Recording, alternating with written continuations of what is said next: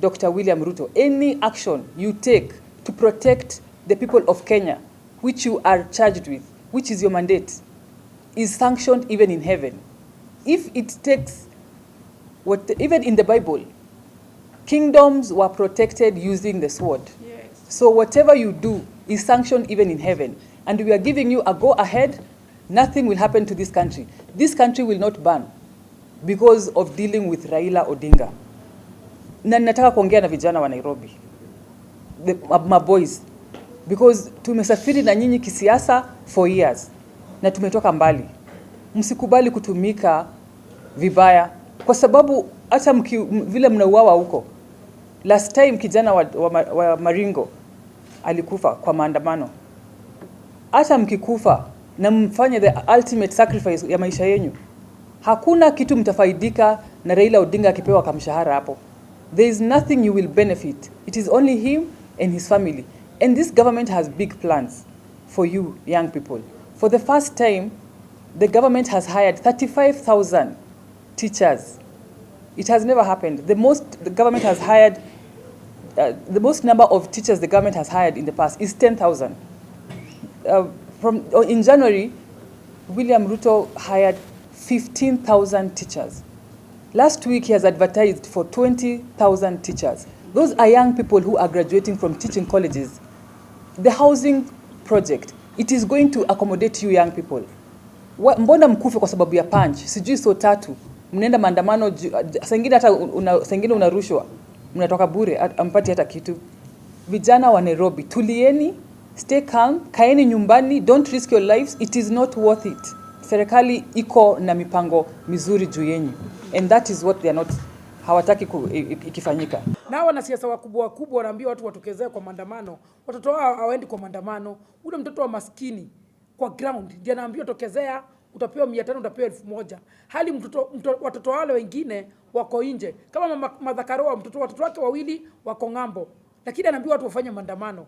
Mimi ningeambia watu wa Nairobi vijana, tuache maandamano, na wakati umekufa wewe umepotea. Na familia yako pia mzazi wako atabaki akilia. Sisi tumelia machozi sana tukiwa wazazi. Tukiangalia vile tunazika vijana usiku na mchana. Mimi nataka kusema Nairobi hatutakubali maandamano iendelee. Constitution under Article 37 provides for freedom of peaceful assembly that gives anyone the right to assemble peacefully and unarmed. However, what we witnessed last week was not peaceful protests. What we saw last week was purely acts of hooliganism, destruction of property, death and total mayhem on our beloved country. This is not envisioned in our constitution when it is provided for peaceful demonstration. As women leaders, we stand for the advancement of our democracy and the freedoms enshrined in our constitution, and therefore we strongly condemn the violent behavior that we have observed during the last maandamano. As mothers, we particularly feel pained seeing our young sons and daughters being misused by politicians to cause chaos and ultimately paying the highest political price. It is unacceptable for ordinary citizens going about their daily business lives, trying to eke in a living, to be caught up in the crossfire and endanger their lives due to political unrest caused by selfish individuals advancing their own personal agenda. It is clear that the opposition leader does not care about the well-being of Kenyans who earn a living on a daily basis. In Nairobi, most hustlers are paid per day.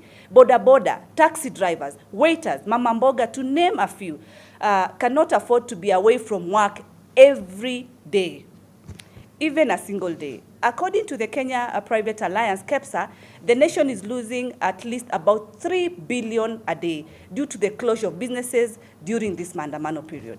This maandamano cannot be sustainable and must cease. The same individuals complaining over the high cost of living are also causing the government loss of billions in revenue. We also want to urge the opposition leader to consider the impact of his actions to majority of Kenyans who have suffered immeasurably on losses due to the protest. We urge him to use alternative channels to communicate his grievances with the government instead of resulting in demonstrations that lead to violence, destruction, and loss of life.